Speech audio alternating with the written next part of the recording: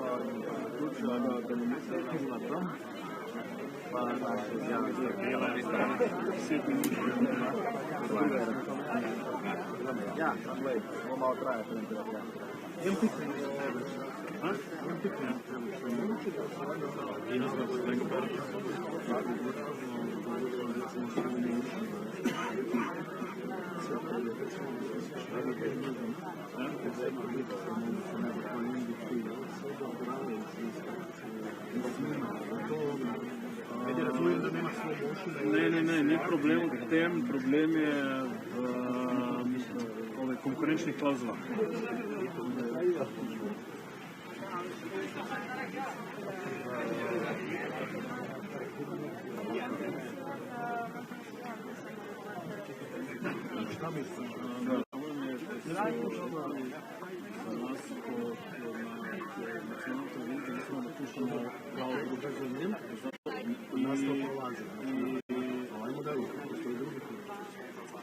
Prve su Srbiji neke druge su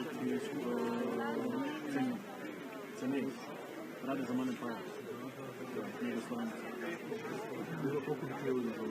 Ja je uzem 100. Samo dođem i radim. Više ne postavljam, ništa.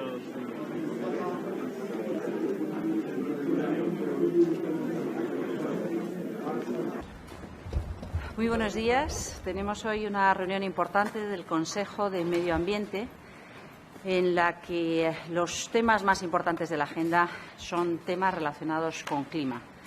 Cómo avanzar, cómo profundizar en la adopción y operatividad de ese paquete para conseguir una reducción de emisiones del 55% en 2030, el conocido como Fit for 55, y cómo se posiciona la Unión Europea de cara a la COP de clima que tendrá lugar dentro de unas semanas en Glasgow.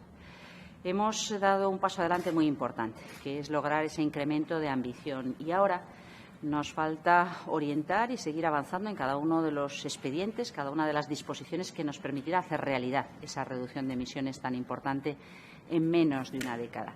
Es verdad que esto se mezcla con un contexto de precios de la energía que están sufriendo las consecuencias de un rally nunca visto en los precios del gas en los mercados internacionales. Probablemente haya que remontarse a la crisis del petróleo de los años 70 para ver un crecimiento equivalente. Y ese precio del gas en los mercados internacionales está amplificando sus efectos en los mercados eléctricos. Por tanto, este es un tema importante sobre el que sabemos que la respuesta estructural es precisamente reducir nuestra dependencia de los combustibles fósiles, precisamente seguir trabajando en eficiencia, en renovables, en electrificación. Pero es cierto también que ante situaciones excepcionales como esta es importante también adoptar medidas excepcionales. Por tanto, este es un asunto que no solamente sobrevolará, sino al que hemos dedicado, al que hemos pedido se dedique un tiempo específico durante el Consejo de hoy, sabiendo que la Comisión está trabajando ya en algunas referencias que permitan a los Estados miembros poder recuperar, poder reconocer lo que ya existe, y nosotros creemos desde España y también desde otros Estados miembros que no basta solo con lo que existe, sino que ante situaciones excepcionales se necesitan medidas excepcionales. Por otra parte, vamos a hablar de Glasgow, vamos a hablar de la COP de clima. Una COP en la que después de la pandemia, de la COVID-19, salta a la vista como nunca lo vinculado que está también a la agenda de desigualdades globales, como el modelo de desarrollo, como la solidaridad y la respuesta internacional frente a grandes problemas globales, frente a los impactos sociales que requieren medidas a la altura de las circunstancias. Y en este contexto es fundamental que la Unión Europea sea una fuerza de progreso. Y es fundamental también que la Unión Europea no cuestione ninguna de las medidas que nos permita avanzar sobre lo que ha sido el Acuerdo de París. Mantener al alcance de la acción del hombre el que el incremento de la temperatura media del planeta no supere 1,5 grados, garantizar una viabilidad con respecto a los compromisos financieros, no solamente de los 100.000 millones de dólares comprometidos en París, también la facilidad, la orientación de todos los flujos financieros globales para que sean compatibles con la acción climática, no desperdiciar recursos. Avances que tendrán que ir sintiéndose en el debate de Glasgow y para lo que el acuerdo, la unanimidad en el seno del Consejo de Medio Ambiente de la Unión Europea es clave. Yo creo que estos son los dos asuntos más importantes. Junto a esto tenemos otro punto de debate también relevante, como es la estrategia forestal europea. La estrategia forestal europea, que es vida en los territorios, que vincula a las personas con la capacidad de desarrollar bioeconomía, economía forestal y también el reconocimiento del papel tan importante que desempeñan los bosques, no solamente en el sistema climático, sino en la fijación y la calidad del suelo. Son los puntos más importantes y yo creo que con esto recuperamos una normalidad en el Consejo, en el modo en el que discutimos, que espero que nos permita avanzar muy rápidamente en este final de 2021. Las semanas de presión, sobre todo de España, hay más países que han pedido medidas a la Comisión y parece que ha cambiado el tono. Han pasado de agrupar las medidas que ya existían, clarificarlas. Ahora sí nos vamos a pasar a juntar, luego de la semana siguiente presentarán sus planes e ideas. No sé, supongo que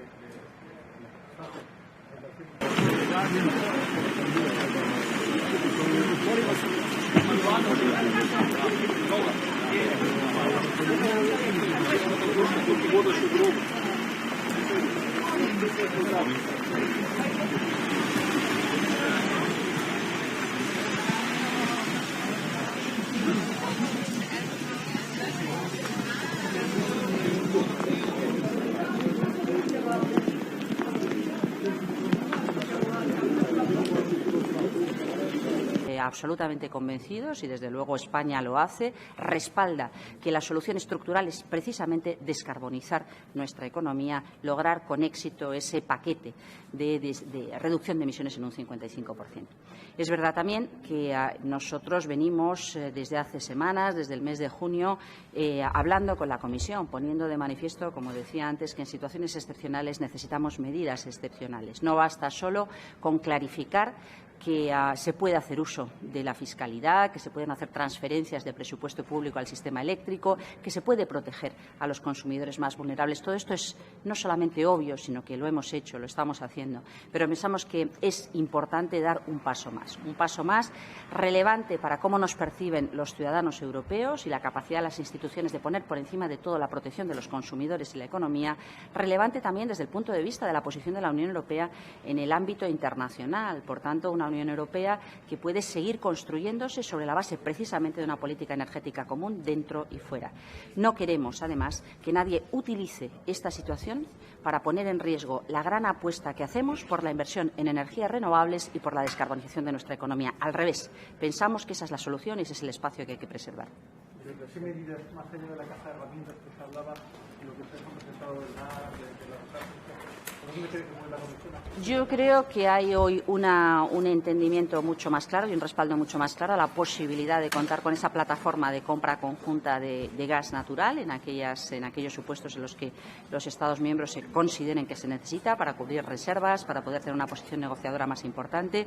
Creo que es interesante el mensaje que manda la presidenta de la Comisión cuando indica, muy en línea con lo que nosotros veníamos diciendo, que el peso del gas natural no puede distorsionar, como lo está haciendo en estos momentos, el precio de la electricidad y que, por tanto, hay que buscar fórmulas para desvincular la evolución del precio del gas con respecto a la evolución del precio de la electricidad.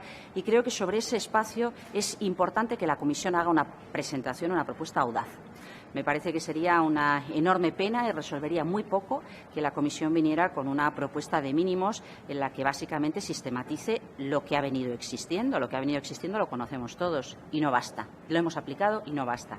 Me parece que este es el mensaje más relevante. Yo he notado también, evidentemente, este es un asunto sobre el que he venido hablando con los comisarios más directamente vinculados, la comisaria de Energía y el vicepresidente Timmermans, y yo también he notado una evolución importante en el entendimiento de las dimensiones y la preocupación por este asunto a lo largo de los últimos meses. Así que confiamos en que después del debate de hoy, después del debate de ayer, la semana que viene la Comisión nos presente una propuesta que dé respuesta a la altura de las circunstancias a lo que estamos viviendo y que lo puedan discutir los jefes de Estado y de Gobierno en el próximo Consejo. Vicepresidenta, Cristóbal, informativos Telecinco. El otro día el comisario Gentiloni, después del Eurogrupo, pedía no sobrereaccionar, no hacer algo excepcional. ¿Qué confianza tienen que, por ejemplo, propuestas como las de España tengan recorrido en esta propuesta o realmente la Comisión cree que lo que va a hacer es explicar herramientas que ya tiene? ¿Qué margen de confianza le da la Comisión para que sea ambiciosa dentro de las limitaciones que ya ha dicho que tiene y que no va a hacer cambios revolucionarios? Bueno, yo creo que es importante entender que nosotros creemos que la mejor respuesta debe ser una respuesta europea, que tenemos que conciliar razonablemente la protección de los consumidores domésticos, de los consumidores industriales y el interés legítimo de las empresas del sector energético y de los inversores, que son pieza clave en este proceso de descarbonización. Por tanto, una respuesta coordinada a nivel europeo es la mejor respuesta, sin duda. Lo que no podemos...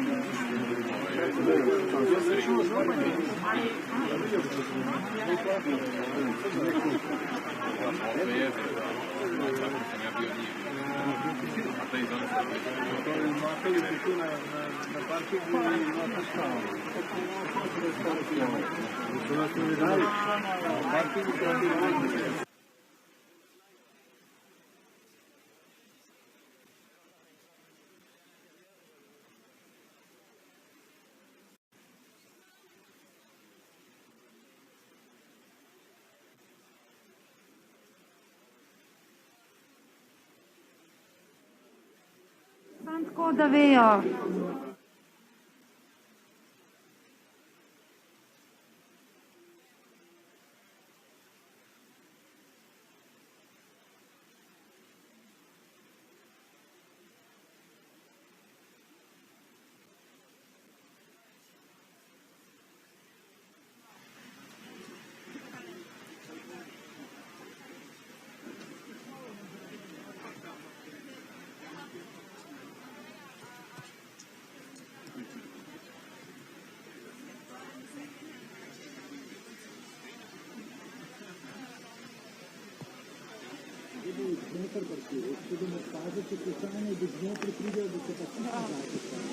Ok, pa se bom pa takole.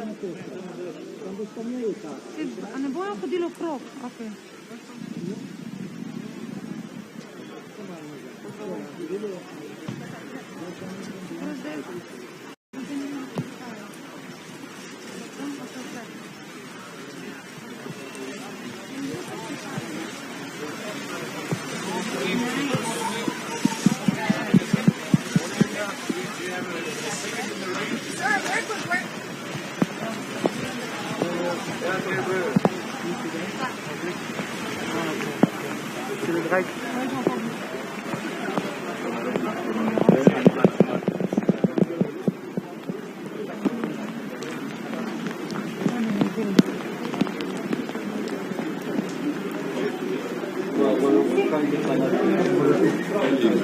Thank you very much.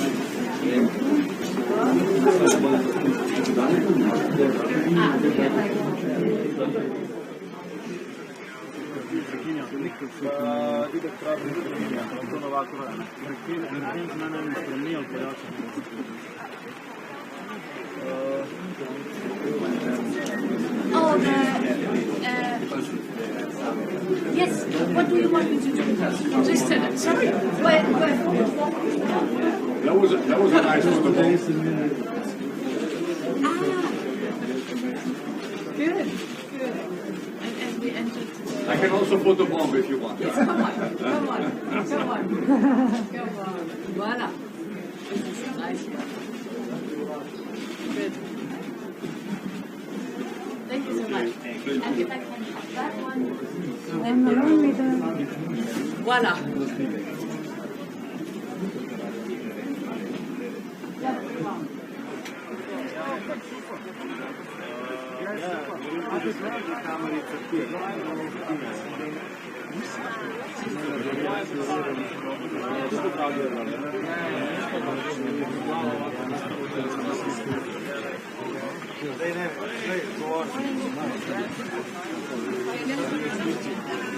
I was told this one.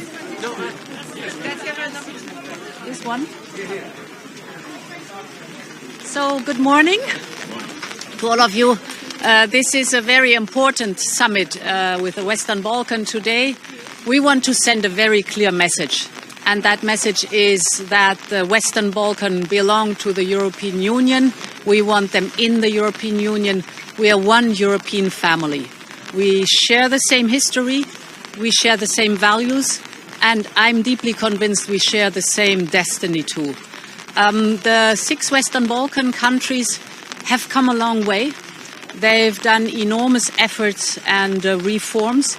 I know that still work has to be done, for example, on the rule of law, on the judiciary, on the freedom of the media, to name some. But I think we should also acknowledge the effort that has been done in the past and the progress that has been done.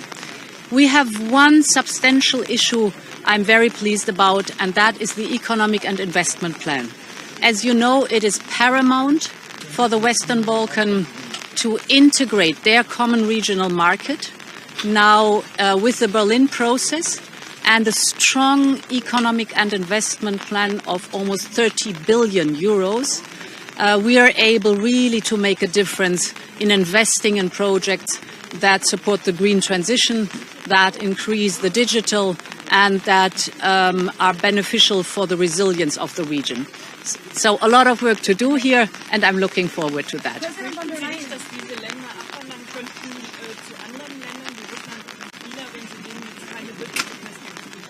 I think it is very important to make clear to the Western Balkan countries how much we care about them and that we are their favorite partner, because they also make the experience right now that the citizens of the Western Balkan get the best value for the money by the European Union.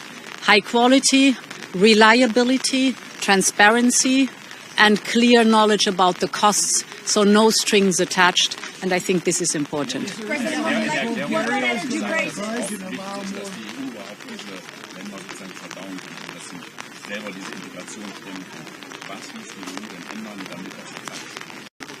I think we've witnessed over the last decades the enormous positive effect that an integration in the European Union has on the member state. So the rising level of living standards, the prosperity of the economy, the positive change about strengthening the democracies, and it is in the European interest to have this process with the Western Balkan too. And therefore I think the European Union benefits from an enlargement process. That is, in my eyes, the most important part. President von der Leyen, a quick word on energy prices. We see that every day gas, electricity, they're jumping to a record high. That translates into higher bills for citizens. How worried are you about this winter? It is a serious issue. I think we have to be very clear that the gas prices are skyrocketing, and but the renewables, the prices have decreased over the last years and are stable. So for us, it's very clear that with energy in the long term, it is important to invest in renewables. That gives us stable prices and more independence, because gas is imported. 90% of the gas is imported to the European Union. The renewables, we are the master of the production of the renewables. And next week, the Commission will put forward a communication on the energy topic overall, and we will discuss it then in due course in the Council. Do you worry about perhaps Vladimir Putin playing politics with the gas supply? It's very tight. We will look at the whole structure of the energy prices in that communication.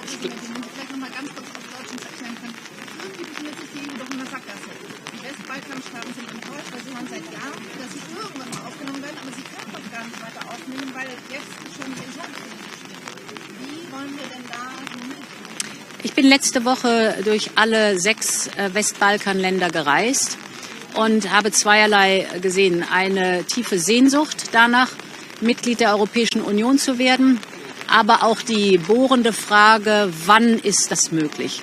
Und meine Botschaft ist sehr klar. Wir möchten den Westbalkan in der Europäischen Union haben, weil wir wissen, dass es gut für den Westbalkan, aber auch gut für die Europäische Union ist und dass wir viele gemeinsame Interessen haben und gemeinsam auch Stärke entwickeln können. Dafür müssen Reformprozesse weiterlaufen. Viel ist erreicht bereits im Westbalkan und es muss die wirtschaftliche Integration des Westbalkan in einen gemeinsamen Markt voranschreiten. Das sind die Themen, die wir heute besprechen. Man sollte nicht unterschätzen, wie viel wir schon erreicht haben, und das Ziel ist in Sicht. Meine Botschaft an den Westbalkan ist, wir möchten euch in der Europäischen Union haben. Jetzt Kurs halten, nicht aufgeben, weitermachen. Das Ziel ist vor den Augen. Dankeschön.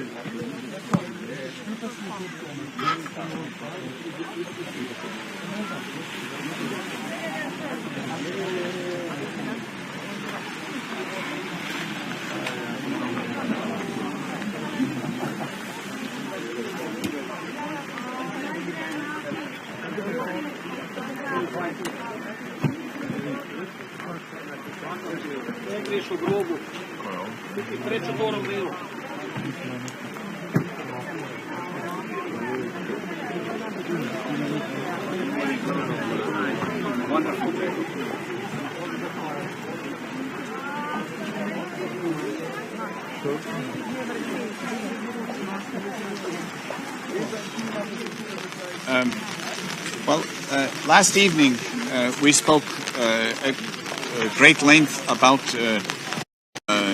the role of Europe, how we can strengthen the European Union, this strategic autonomy where perhaps each country understands these words a little differently. Well, here is an example of where I think it's quite important that we understand that if we want to make Europe stronger and also extend our geopolitical influence, this is our backyard, so to speak. The Western Balkans is a very clear case that either Europe extends the hand and pulls these countries towards us, or someone else will extend the hand and pull the countries in a different direction. We are a union of values, freedom, democracy, the rule of law. These are values which are not universal around the world in terms of governing and governance, and I think it would be very important that we work this way.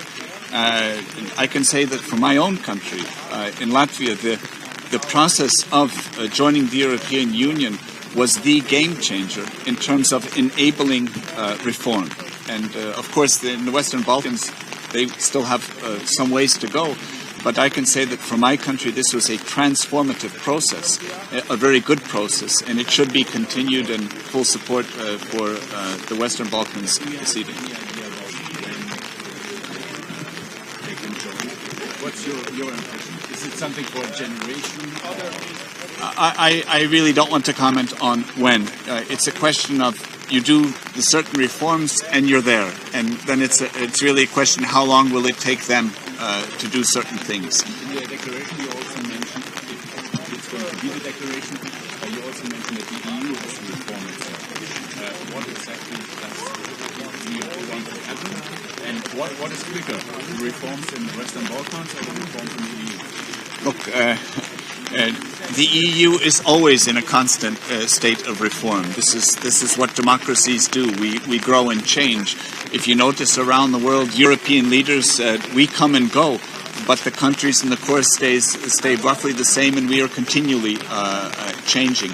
And this is what's key, is that in our system, it's ultimately the will of the people in deciding how the country is governed and who will govern it, which changes every 4 years. Or sometimes it takes a little longer, and some leaders are popular and hold power longer. But it's the process of governing which is as important as anything else. And this is what we need to see more of in the world. And we need to see this in our southern neighborhood as well. Is there any sign that Bulgaria will stop? Problem, but we can see you. Thank you very much. Yeah, also, how can you tell them if they can't? Okay, there are always going to be debates about is everything being done correctly or could it be done better in some member states. I think it's very important that all of us, as members of the European Union, we not only talk about the rule of law, but we practice it at home in the full sense of the word. That our judicial system is completely independent, that the media is free to ask any sort of pesky question to me or to anyone else. This is very important in a democratic process, but some tweaks here or there, that's always needed. But I see the Union as a whole going in the right direction. And I think today's, the conclusions that I'm also expecting that we will adopt at the end, this is the right direction for us to go. Thank you.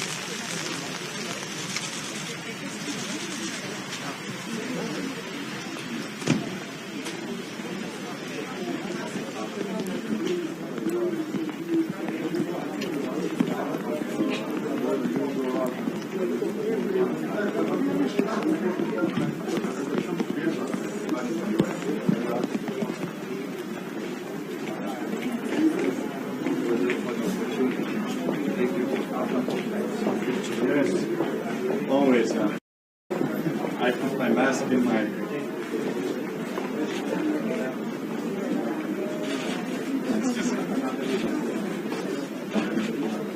No, it's very important, and I think this is a great thing.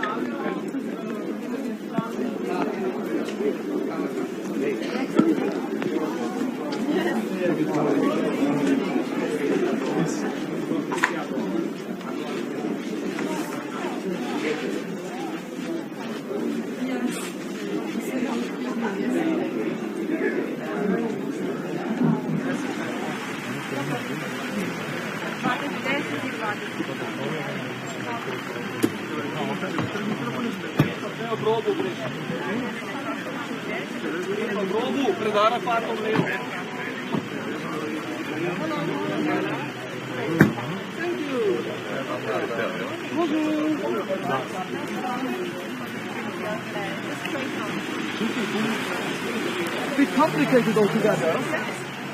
Hello. Ja. Hallo. Wie geht's Ihnen? Guckst du da? If you can put your umbrella so that we can see you. Okay. Also mal gestern ist was passiert. Gestern hatten wir ein langes Gespräch über wie Europa in der Welt sich zu stellen hat. Wir müssen aufpassen, nicht, dass auf einmal nur noch ein G3 gibt, wo China, Russland und Amerika sitzen, Europa überhaupt nicht mehr am Tisch sitzt. Wir wissen, eine starke wirtschaftliche Kraft, demokratische Kraft, menschliche Kraft, aber ich habe sehr oft das Gefühl, dass wir unter unser Gewicht uns schlagen und es ist wichtig, dass wir uns auch zusammenhalten, aber zum Beispiel in außenpolitischen Fragen ist es immer das Kleinste, was wir gemeinsam haben, was wir verteidigen können, ist schade. Und da haben wir darüber geredet. Und ich bin froh, dass jetzt nicht noch bei unseren Freundesliste jetzt noch die USA gestrichen worden sind. Wir haben ja immer mehr Leute auf der Freundesliste gestrichen die letzten Jahren. Deswegen die Liste ist jetzt so, wie sie ist. Und heute werden wir mit den Balkanländern reden. Ich glaube, wir dürfen sie nicht enttäuschen. Wir dürfen aber auch kein adles Versprechen machen. Und es gibt Bedingungen, die respektiert werden müssen über Rechtsstaatlichkeit, über Menschenrechte und die müssen erfüllt sein. Sie haben in der Erklärung ja auch drin, dass die EU selber eigentlich in der Lage ist, im Entscheidungsprozess noch mehr Mitglieder zu finden. Was muss da passieren? Also wir müssen auch, wir sehen ja, dass unsere Regeln ja auch nicht super sind. Ne? Wenn zum Beispiel es mit der Rechtslage nicht so. Hi, Mark, take the floor, Mark. No. Mit der Rechtsstaatlichkeit sehen wir selber, wenn es nicht respektiert wird, dass wir Regeln haben, die nicht so gut funktionieren. Also wir haben auch noch Hausaufgaben intern zu tun, aber sie können auch nicht Opfer sein, dass wir die Hausaufgaben bis jetzt noch nicht gemacht haben. Muss ein EU-Reformprozess kommen? Also zum Beispiel, man hat dann 33 Kommissare, 33 im Europäischen Rat. Ist das mit den Regeln, die es jetzt gibt, wie Entscheidungen machen? Also bei mir ist schon wichtig, dass wir jedes Land auch vertreten. Es darf nicht sein, dass nachher nur noch größere Länder am Tisch sitzen und kleinere Länder nur noch zuschauen können. Ich glaube, dass eine Union ist, wo jeder auch vertreten sein soll. Aber wie gesagt, es muss auch funktionieren und das ist das, was wichtig ist. Und man darf nicht zur Beschäftigungstherapie nachher kommen, für Kommissaren überhaupt zu beschäftigen. Das heißt, man muss auch sehen, dass es die Arbeitsaufteilung schon die richtige ist, dass jeder auch was zu tun hat und was für Europa zu tun hat. Tschüss! Ja, wir sehen ja, dass zum Beispiel Russland und... Ey!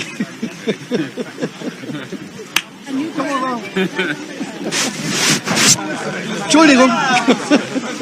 Sehen Sie, die Beziehungen sind nicht so schlecht, aber wir müssen aufpassen. Wir haben andere, die größeren Länder, die hier präsent sind und die dürfen nicht nachher die Hoffnung sein dieser Länder. Die europäische Hoffnung ist schon die richtige Antwort.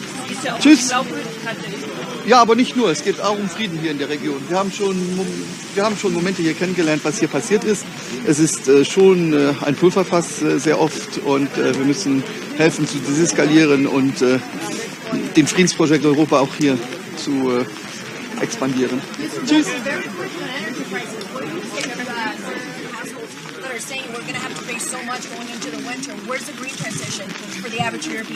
We can say that there is no problem and that we continue and we will see that natural catastrophe will continue to happen. We need changes. We need to reduce also our consumption. It's not that we have to do like everything before. We have to do changes. And yes, we know that it will cost, but what we have to see is that the social impact has to be also taken in consideration for the poor. So the transition cannot be not affordable for most of our community. So we have to put money also on it. Bye bye.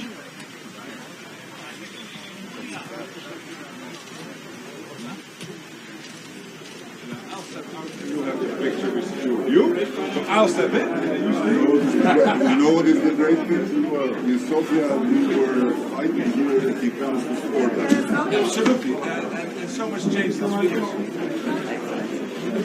Oh, thank you. Thank you so much. Good morning, man. Once again.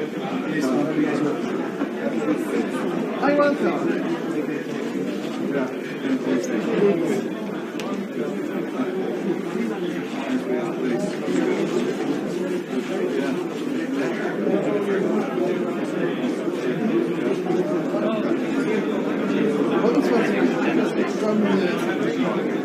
Guten Morgen.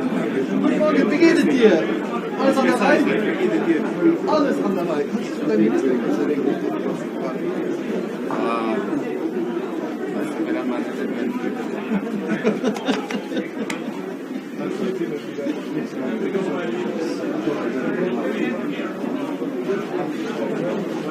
Congratulations for organizing this. I wish you good luck and all the best.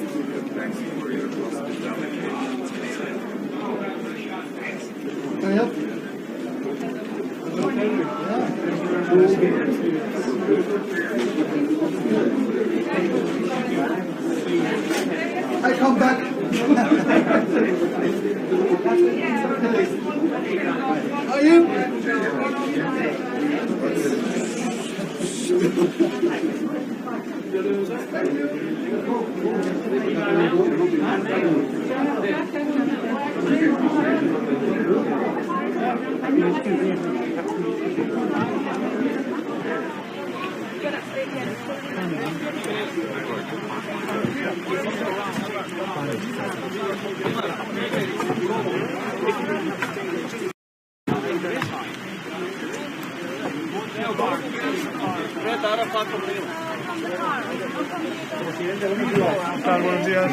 Buenos días.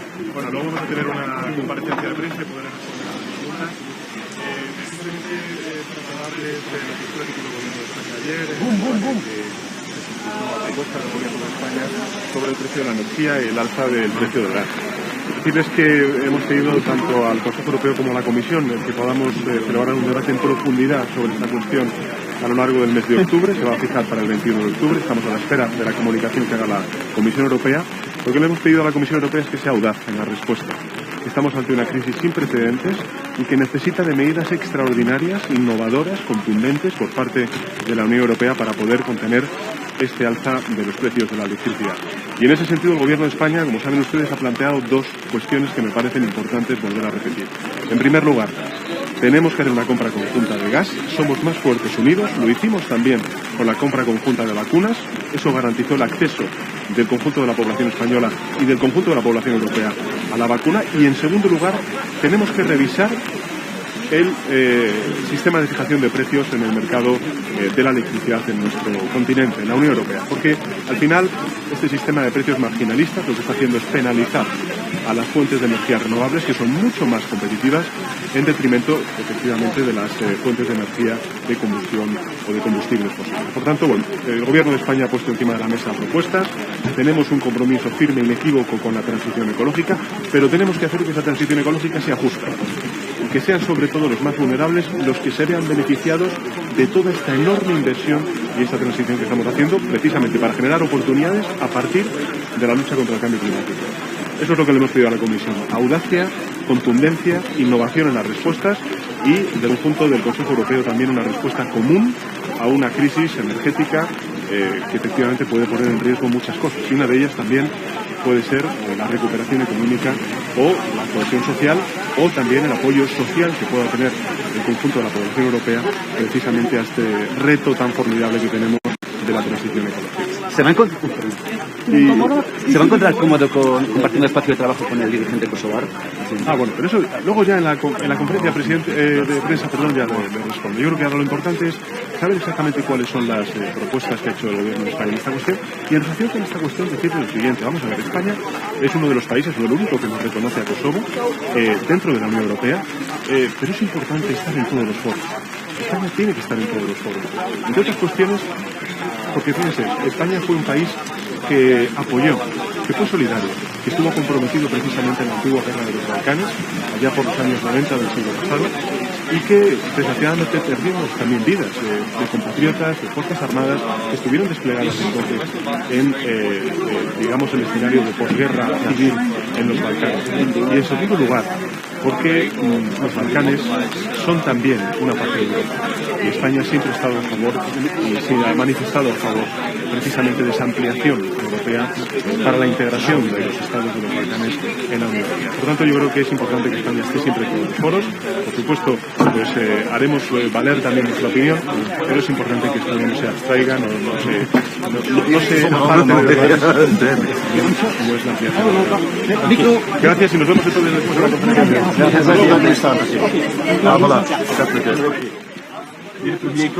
From the aspect of defense.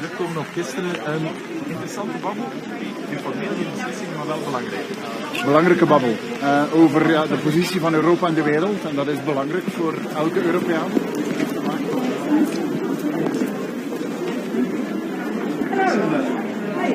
It's almost like weather in Here.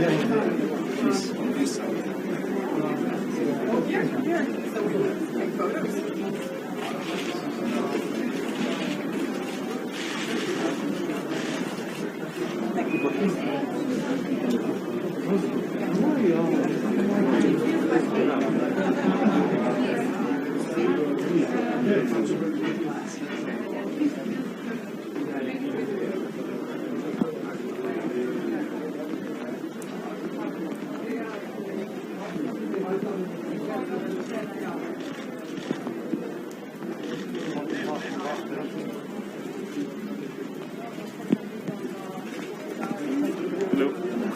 You? Ene. Who are you? Hey. Ah, for the meeting. Okay. Okay. Who are you? Fine.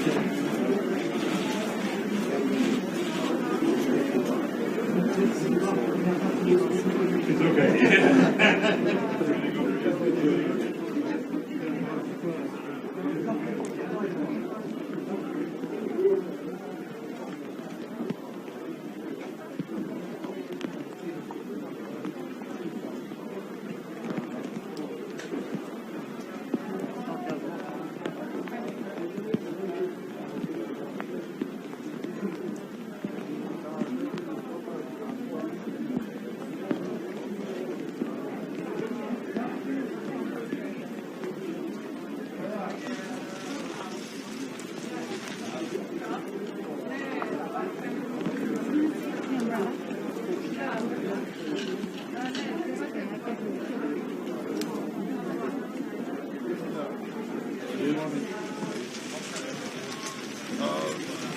It has passed more than 3 years since European Commission recommended for the second time visa liberalization for citizens of Kosovo. And it has been a great injustice, lack of fairness towards citizens of our country, which suffered a lot.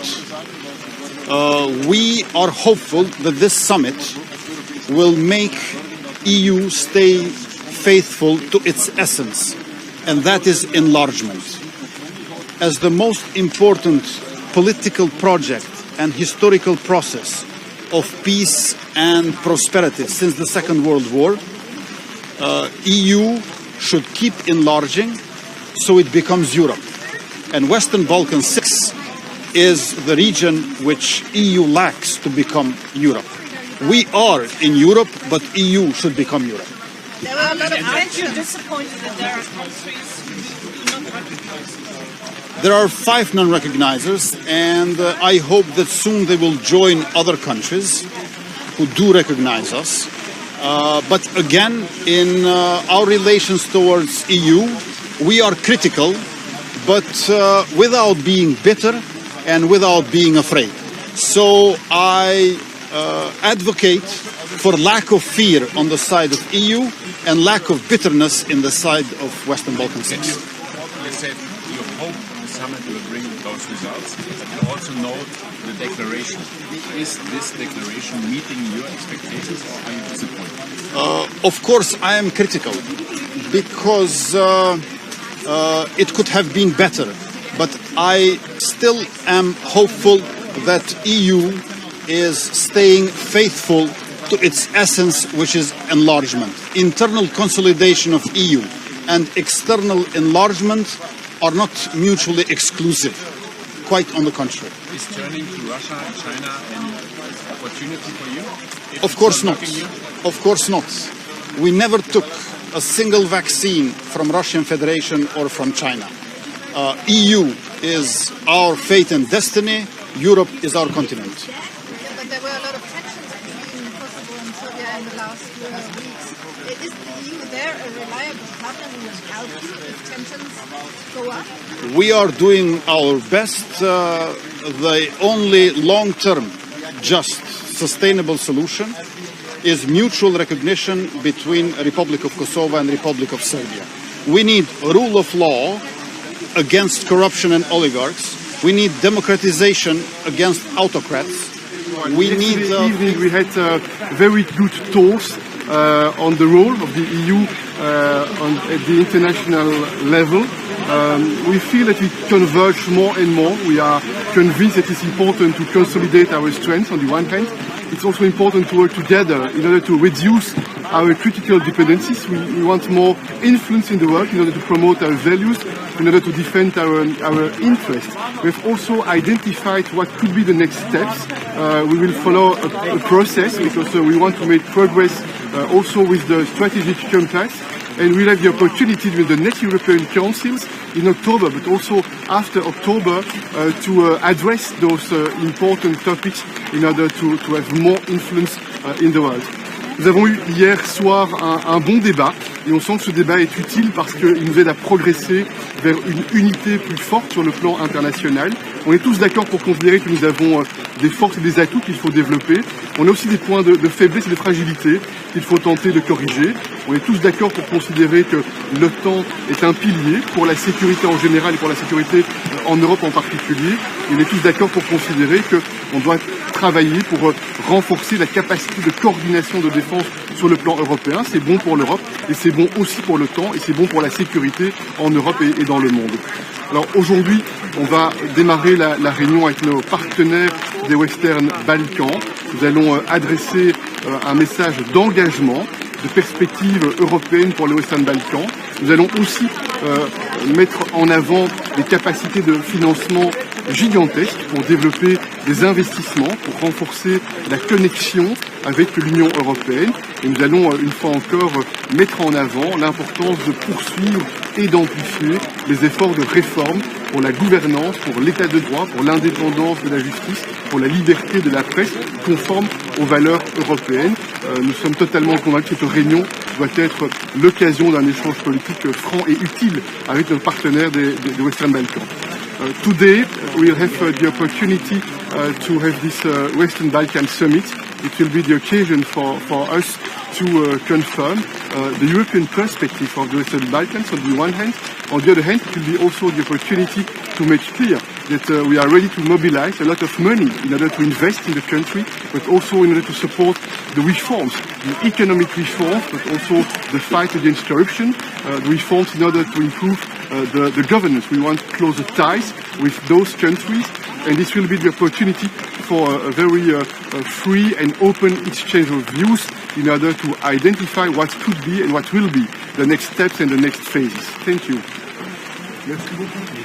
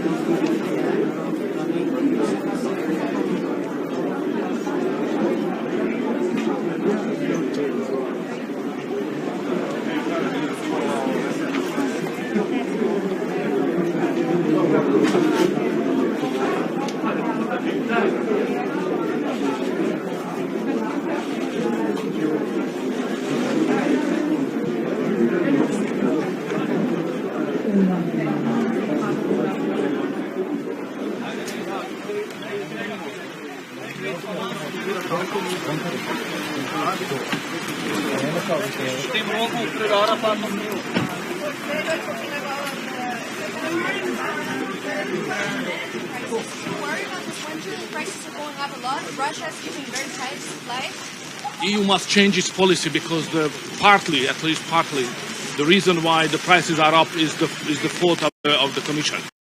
We have to change some regulations, otherwise everybody will suffer. Hungary is out of that because we have a price cap system, so the prices in Hungary are down. The problem for Hungary is that the new regulations of the Green Deal, which is an indirect taxation for flat owners, house owners and car owners, which is not acceptable. And Sorry. Mr. Orban, but do you think this shows the limits of the Green Deal?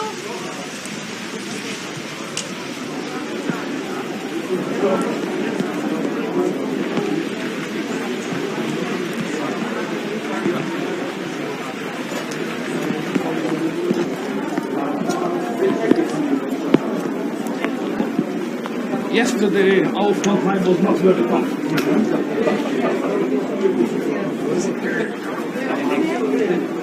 Yeah? It was just for honor, yeah?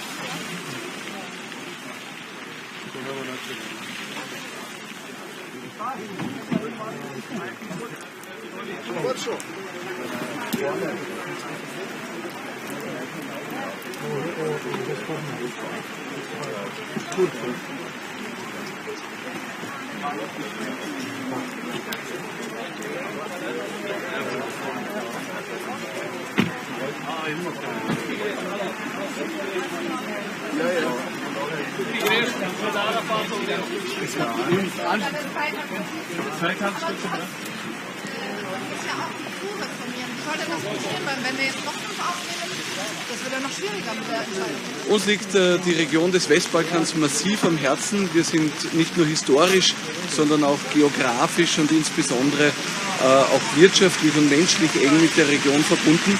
Und ich glaube, wenn wir als Europäische Union keine ernsthafte Perspektive für diese Region bieten, dann müssen wir uns bewusst sein, dass andere Supermächte wie China, Russland oder auch die Türkei dort eine immer stärkere Rolle spielen. Diese Region gehört geografisch zu Europa und sie braucht auch eine europäische Perspektive. Vielen Dank. Ich bitte um Verständnis wegen des Regens, dass ich weiterkomme.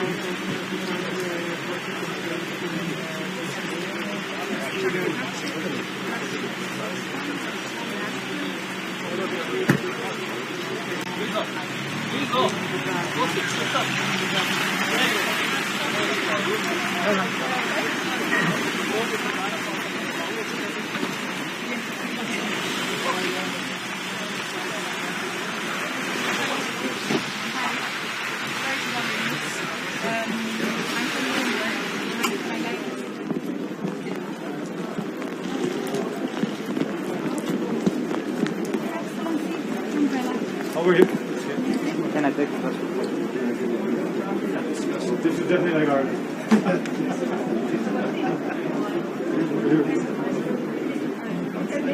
Sorry, Brad.